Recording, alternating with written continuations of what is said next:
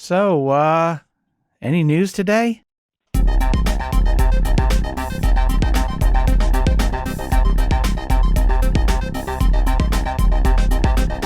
is the Geek Watch Podcast with Brian Hatcher and Mandy Petrie.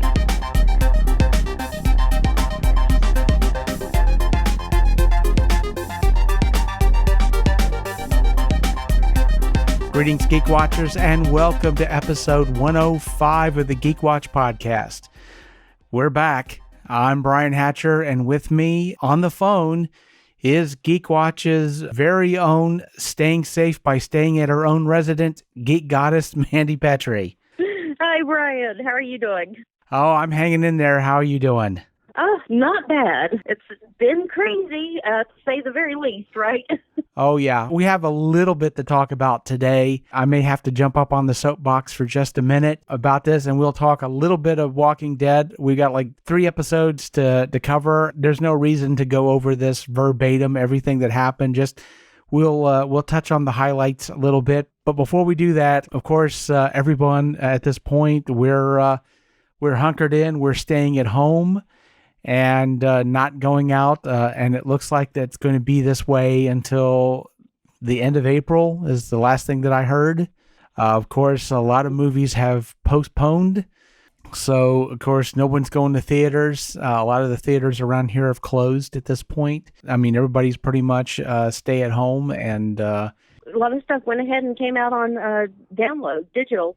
Yeah. So we're on that side of it. Yeah. So, I mean, at this point, we are at, it looks like if the dates hold for some of the rescheduling of some of the films, we may have a weekend where Wonder Woman goes up against Black Widow. Mm-hmm. And if that happens, I'm going to do the right thing, and I'm going to watch both of them on the weekend. I'm going to double feature it. They'll be like I guess they call it the cat fight of the box office. I don't know what they would call that, but one is rated R and one is rated, PG-13. So, I mean, that could also have something to do with it. And around that time, people will have been stuck inside the house for so long. So maybe everyone will leave their houses to go see these movies. Oh, I would say so. And of course, that's assuming that, like I said, that those dates stand firm, and that, and especially with, are we going to be able to leave shelter in place? That's going to be a big issue. In the meantime, of course, this is a good time to catch up on all the streaming stuff that we haven't seen. But the problem we're going to run into, it's going to be the same problem that movies are having, which is right now you can't film anything. So there's a lot of streaming stuff that's been put on hiatus. Of course, we talked about Bucky and the Winter Soldier. So what's also affecting things is going to be the fact that a lot of people are not able to do post-production on shows. So a lot of the CW Arrowverse shows are going to go on hiatus because they haven't had time to finish the post-production. In fact, and of course we will talk, like I said, we're going to talk Walking Dead, but the season finale is not ready yet. And it's probably not going to be ready. Soon. Yeah. Mm-hmm. So we're going to wind up with a, one more episode, I think. And then that's going to wind up being the season finale. So it's going to be a cliffhanger, obviously. And so they're going to do like a special episode, probably the minute that people can get back to work. They'll finish the post-production, and we'll get some sort of like a Walking Dead special, which will be... I can't imagine the production teams being work from home, because that will just be way too easy to get a hold of for hackers to grab a hold of. Yeah, well, I mean, there's... Even someone trying to edit the final episode of Walking Dead, and their, hackers will be after it. No doubt. Plus, the thing about it is when you're dealing with professional production like that, your home PC is not going to cut it.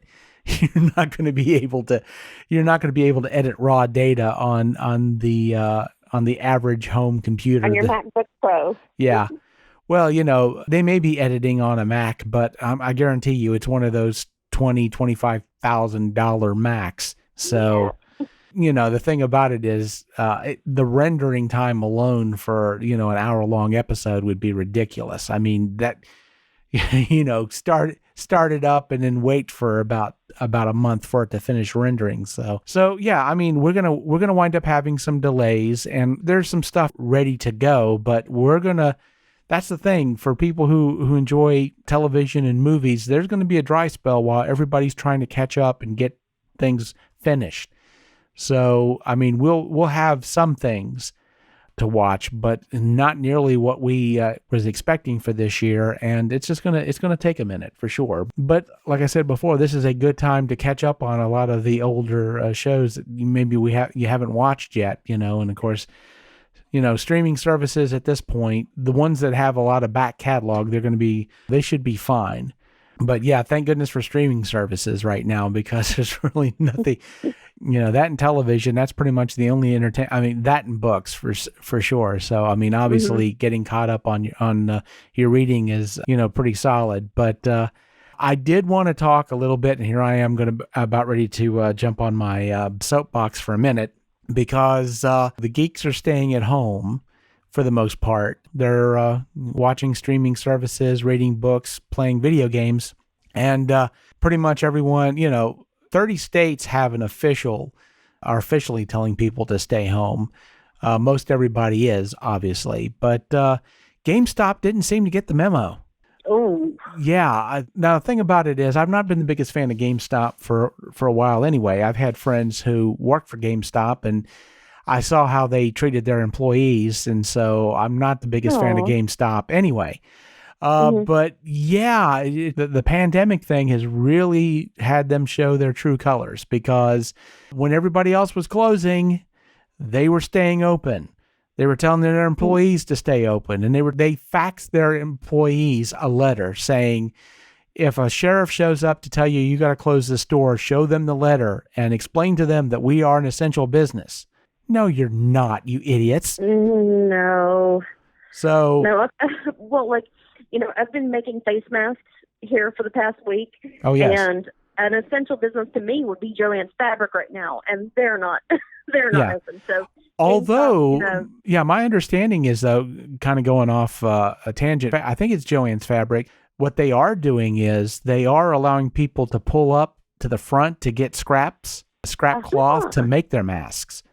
So they're saying if you're... I did not know about that. Yeah, some of the Joann Fabrics, what they're doing is, they said you can call in and, they will be willing to give you scrap fabrics to allow, if you're making masks. Wonderful. Yeah. So, I mean, at least doing that. But nice plug for Joann. Yeah, definitely. I mean, some people get it right, and then some people like GameStop, they do, they're doing this mess. And then on top of it, I just saw an article after the sheriffs basically went in and closed these stores. Now management of GameStop is telling them to go back. And they said, here's what we're going to do. You're not going to let people in the store. What you're going to do is you're going to put one of our bags on your hand. You're going to crack the door to take the card with the hand in the bag. You're going to swipe the card, and then what you're going to do is you're going to flip the bag inside out, leaving the card in the bag, and then whatever they buy, and then give it to them. And they're telling them that reopen the stores, and that's how we're going to do things. And I'm like, is there no end to this GameStop garbage? No. There are words that I'm really trying not to use right now. But there's like the words that make the difference between Black Widow and Wonder Woman. So. Yeah. The difference, I think the words I'm wanting to use are the difference between Wonder Woman and a Quentin Tarantino film. Okay. Ooh. Yes. Yeah. I'm thinking it real hard right now. So, this is stupidity. This is flat out stupidity. And the thing about it is, I understand that the economy is really suffering right now. They really are. And I mean, I get that it's a huge blow to everybody. And I hate to see any business, any company go out of business, except for GameStop. I would love to see them go out of business. Because they're putting their people at risk for no apparent reason, Mm-hmm. I mean, between them and Hobby Lobby, I'm just like, I mean, at least Hobby Lobby, at least they're not making their people come in; they're just firing them all, Mm-hmm. You got word from God. Yeah, his I wife. don't know. Yeah, his wife had a dream, had gotten a vision from God that they were going to be fine, so they left the stores open, and then they forced him to close the stores, and so they basically fired everybody. They figured once they can reopen, they'll fired everybody so they'd have to pay their insurance. I mean, the thing about this virus, it is certainly stress testing a lot of things, including people's moral states. Things like that, businesses that don't give a crap about their people, you're seeing it now. You're definitely seeing it in a real way. And like I said, the whole thing with GameStop, if those stores close for good, I'm not going to be upset about that at all. But something sort of a similar aspect to this, because this is something I've been thinking about for a while. And of course, this whole thing with the virus really brought this to the forefront, is in the early 90s, I started a game store, and which almost put me in the hospital. Well, it actually did put me in the hospital for a minute because I was going to college. I was working another job on top of it. But, every once in a while, I'm like, I get nostalgic for the game store. I'm like, maybe I should open another one. Then I come to my right senses and decide not to. But, game stores are like the last bastion, really, for the hardcore geek, and comic book stores and game stores. And I'm wondering what that is going to look like after this whole issue with the virus, because, obviously they can't open right now.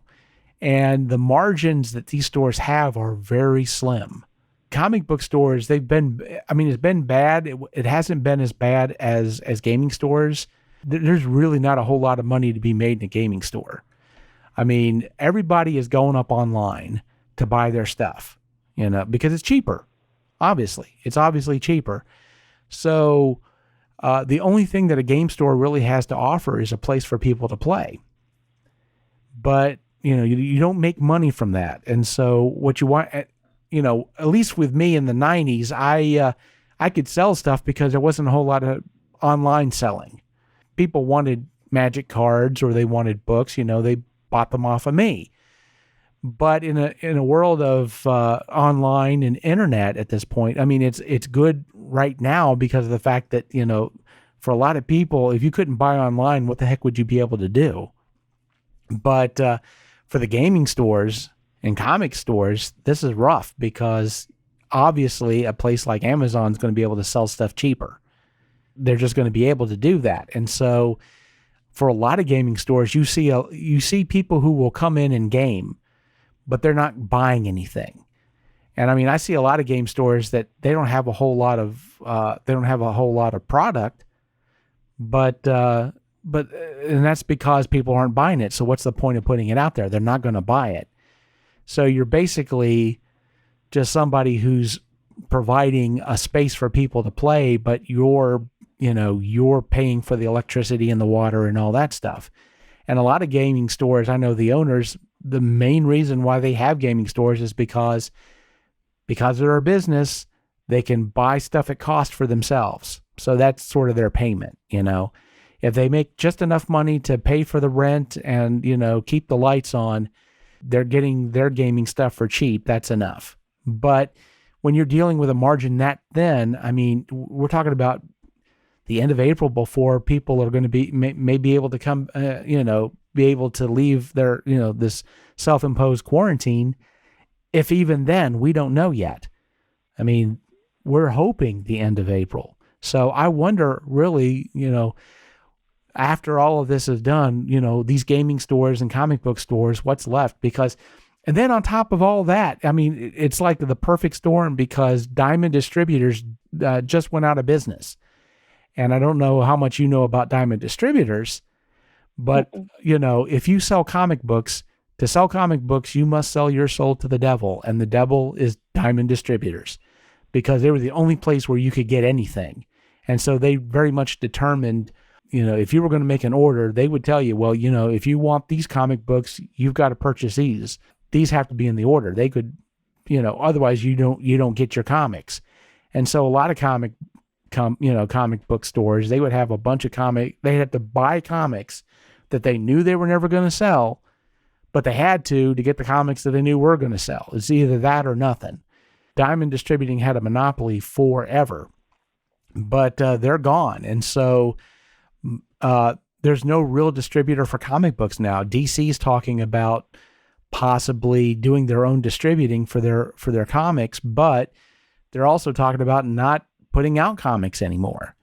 So, now you've got this perfect storm of, comic book shops not really being able to stay open right now, but still needing to pay rent. And then when they come back, where are they going to get their comic books? So, I mean, this is good. I mean, obviously the virus is going to be rough on all kinds of businesses, but man, I mean, our favorite geek gathering places they're going to be hurting really badly at this point. So I don't know what's going to happen. So, I mean, have you ever visited like a game store, other game stores that you go to? Yeah, I pick up minis and dice and things like that down in South Charleston. Oh yeah, the Rifleman. Lost Legion, yeah. Yeah. They were trying to stay open for a little while. They were saying, well, we're limiting to the number of people who can come to the store and, give us a call first and we can get stuff out for you. But, they're running into the same problem that every place, that a lot of the places are dealing with, like restaurants that have, that their main source of income is dine-ins. For gaming stores, their main, the main purpose to go to the game store is, meet up with other people and game with them. And I know that Lost Legion was trying to do that. They were saying, we're going to limit the number of people who are going to be in the store, but, you can still game there. And I'm like, that's not a good idea. I don't think people are gaming at the store. But I mean, I know my group we're gaming on a platform called Roll20.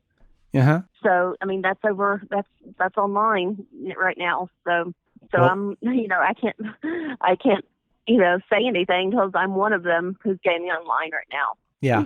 Well, that's the thing. I mean, that's the smart thing to do. Having people travel, that's just not going to work. It's like I said. Doing the podcast, if I'd have the ability to put you on, pipe you in on the phone, I mean, we wouldn't do it, obviously. It's just, it's too dangerous to be meeting up with people. I mean, social distancing is, we need to do this. It's paramount. You've got to do it. That's the only way we're going to survive this. Yeah, absolutely. I mean, there's carnage out there for businesses right now. And like I said, game stores, their margins are so narrow, and comic book stores, their margins are so narrow. I don't know if they survive this. I don't. I mean, I hope so. I certainly hope so. But it's going to be rough. It's definitely going to be rough for them. And so, I wish everybody out there who has a game store or comic book store that you're sitting there wondering, what the heck am I going to do? I mean, I wish you the best for sure. And I hope if the virus responds well to the summer, if it starts dying off like flu season dies off, when the weather gets warmer, and people can start coming out of their houses, that, the sooner the better, obviously. But, that's not going to be until the end of April. And like I said, things are rough right now for sure. But, like I said, I just wish everybody the best of luck. And, like I said, hang in there, folks. Hopefully this will be over, relatively soon. Before we go, like I said, I didn't want to do like a full blown, blow by blow analysis of the last 3 episodes of The Walking Dead, but man, it has a lot of stuff happened. I know you haven't seen everything yet. Nope. The last thing I saw was, spoiler alert, Alpha's head rolling across the floor. Yes. Which was beautiful. Oh yeah. I mean, we've basically had the death of Alpha. We've had, the destruction of Hilltop. Mary. Yeah. We've had Eugene. Well, of course, Eugene heading off to Charleston. And of course, or what is supposed to be Charleston, which looks nothing like Charleston. Well, here's the thing. I don't think that's Charleston because we do see Princess, and Princess lives in Pittsburgh. So they may have got sidetracked a little bit. But I don't, a lot of people were saying, well, that doesn't look like Charleston. And it doesn't look like Charleston, but maybe it isn't. Because, if they're doing the same thing they did in the comics, Charleston doesn't appear in the comics. but Pittsburgh does, and Princess, she lived alone in Pittsburgh. So that may be what the situation is, and they haven't reached their destination yet. So that's what I'm thinking. But like I said, a bunch of crazy stuff has happened. I mean, Carol started to go a little bit loony. I mean, the last episode was called "Look at the Flowers," so I'm like, no, you did not just do this. You did not just do this. That's wrong. And so Carol's having a rough time of it, for sure. Like I said, a lot of crazy things have happened. Things have really started to pick up because, of course, they were building up momentum for the, what's going to happen, with the season finale, which I don't think is going to be the end of the whole thing with Whispers. I don't think it's going to get wrapped up by the end of that. But, the thing about it is, of course, and then we got to talk about the episode with Michonne and her send-off, which you said you haven't seen yet. So, but wow, there was a lot of stuff involved there and some things that have expanded the universe in a real way. But of course, the big thing, and like I said, I'm not going to say too much about it because you haven't seen it, but Michonne on LSD is a nightmare. Oh. Yeah. I mean, obviously, she didn't do it on purpose. Like I said, I won't go into that, but her acid trip was horrendous. We'll just say that. The things that she saw was pretty messed up. We'll just say that. She carries a lot of weight for certain things, for sure. And a lot of people were, of course, talking about that entire sequence and, the visions that she was having. And like I said, I don't want to say more than that because I don't want to spoil it, but holy cow. Holy cow, was that crazy. So that's definitely going to be worth a revisit for you. Yeah, the whole Michonne episode, like I said, and if you're basically setting this up, she's leaving her kids behind, you kind of get it, here. Mm-hmm. I mean, you kind of understand it after what was going on. But like I said, yeah, the whole thing with Michonne, that entire episode was a mind freak for sure. But we got one more episode, which will, of course, wind up being a cliffhanger because, of course, we're not going to see the season finale until things clear up and, they can finish the post-production on it. But, wow, a lot of things have been put on hold. But I did see an Instagram from Greg Nicotero, some of the props that he's preparing for Creepshow, the second season of Creepshow on Shudder.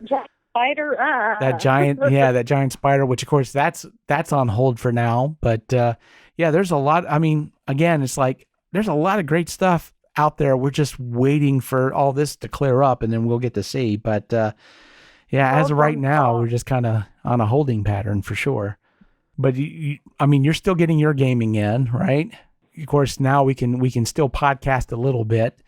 We may go back to a weekly schedule, to be honest, but I mean, if there's not a whole lot to talk about, there's no real point to it. So I figure we're going to play this by ear for sure. But we can do a lot of speculating. Yeah. Like one thing is they're doing a pop-up hospital in Central Park. Yeah. So that's basically like Hooverville MASH. Yeah. So I'm thinking in 20 we're going to have a sitcom set in the COVID-19, pop-up hospital in Central Park. Well, so I mean, I can't wait to see that. Oh, yeah. Well, I mean, obviously, post-apocalyptic fiction is going to change because now that we've gotten a taste of what that's actually like, you're not going to be able to make a really crappy post-apocalyptic novel now because it's like, that's not how that goes. We know now. That happened. We lived it. Yeah, exactly. We've, so... Like I said, we'll play this by ear, but like I said, as of right now, I mean, we still got some things we can talk about, and like I said, I look forward to our conversations for sure. So I mean, even if it's just socializing, I think right now that's not a bad thing. So we will definitely, like I said, we'll play this by ear, and we'll see how all this goes. So. Like I said, it's good to hear from you again, even though, of course, you're not here. But I'm glad to hear that, like I said, you're staying safe, but you're still able to online to D&D game with your friends, which is important. Being able to have contact with people that's the thing right now. And we have so many things right now that allow us to stay in contact with each other. And I think that's what a time to be alive. I mean, it's really, of all the epidemics that have gone on in the past, now that we have all these ways to communicate, all these ways to get proper information out there, whether people are trying to listen to it or not, we have things that we never had before. So I'm optimistic. Oh, yeah. Well, as the apocryphal Chinese curse goes, may you live in interesting times. And I have to say, at this point, we certainly do.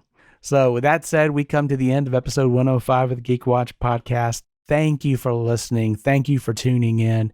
And tune in again next time for the latest in geek news and views with the Geek Watch podcast. For Mandy Petrie, this is Brian Hatcher reminding all the Geek Watchers out there, stay home, be safe, and always remember, we're all geeky about something. Be proud of yours. See you next time. Thank you for listening to the Geek Watch podcast. If you enjoyed this program, don't forget to like and subscribe on your preferred platform and share this podcast on your social media. For links to all the ways you can listen to the Geek Watch podcast, as well as leave comments and suggestions, visit our website at geekwatch.net. The Geek Watch podcast is a Hanging J production.